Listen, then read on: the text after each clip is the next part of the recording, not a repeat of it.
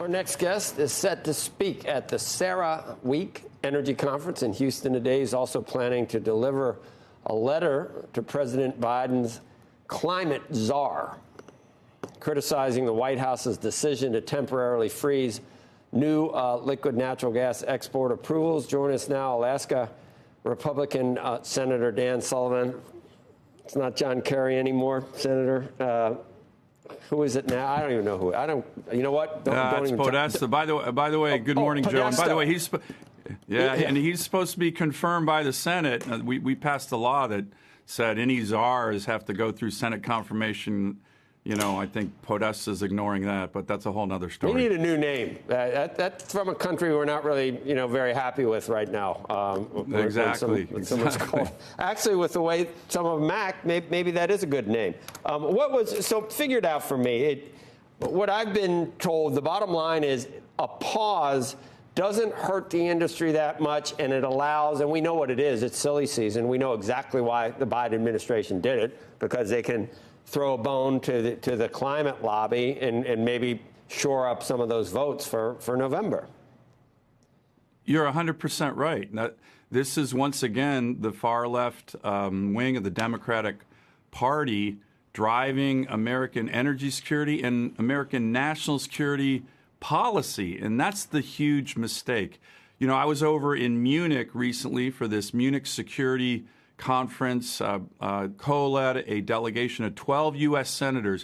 And I will tell you, our allies in Europe, the Germans, so many others, were apoplectic about this pause. The idea that somehow this is not going to harm our interests is completely wrong. And I'll give you a really strong example. Almost on cue, after this pause was announced, Russia, Qatar, Iran were saying, hey, we will offer long-term LNG contracts to America's allies.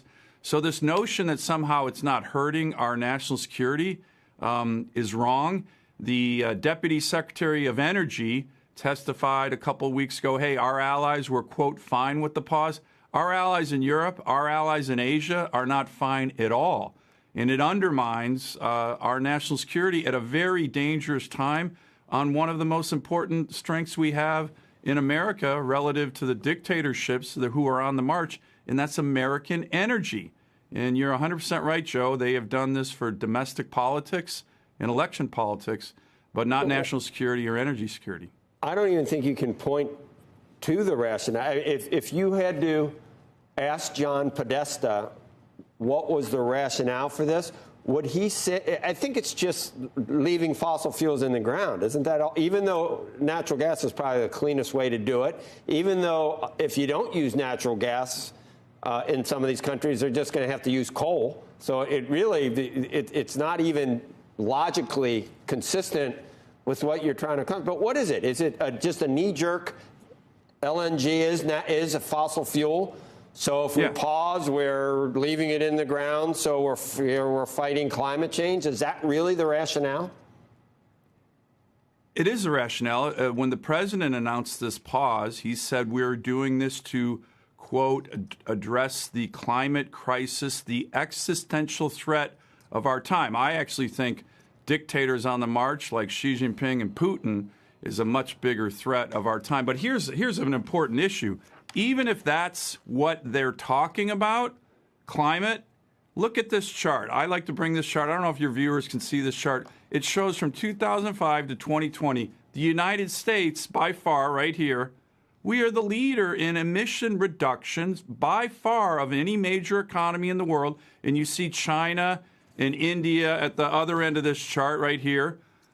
Their emissions are going through the roof. Why are we the leader? We are the leader because of the revolution in the production of natural gas. So even if if their concern is about emissions, stopping the export of clean-burning American LNG to our allies in Europe and Asia will harm global emissions. That is a fact. So even their rationale that they state is completely wrong. This is, again, throwing a bone to the far left during an election season. That's the sole reason they did it. It might still say that we should keep it here or it shouldn't be exported or the they'll throw in some economic reasons as well. But we know that energy is a global market, and we export, we import, we export. Oil goes out, it comes in. Luckily, we're now exporting a lot of, able to export a lot of fossil fuels since we're the biggest producer again, which is in spite of, I think, a lot of what the administration has done. It's because of price. If you get to $80 a barrel, producers are going to produce.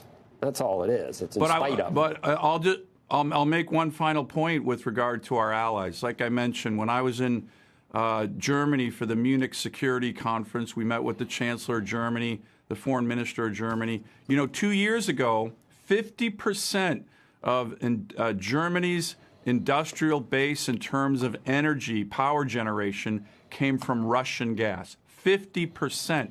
And within 2 years, they completely got off Russian gas, which most people didn't think they could do. And they did that because of American LNG. And so now these countries are saying, wait a minute, you have helped us, America, but at our time of need, you're now going to cut us off. And as you know, in this business, you need long-term certainty. And this is the exact opposite of long-term certainty. Okay. We are once again driving our allies into the arms of adversaries like Russia, Iran, Qatar. It's a huge mistake.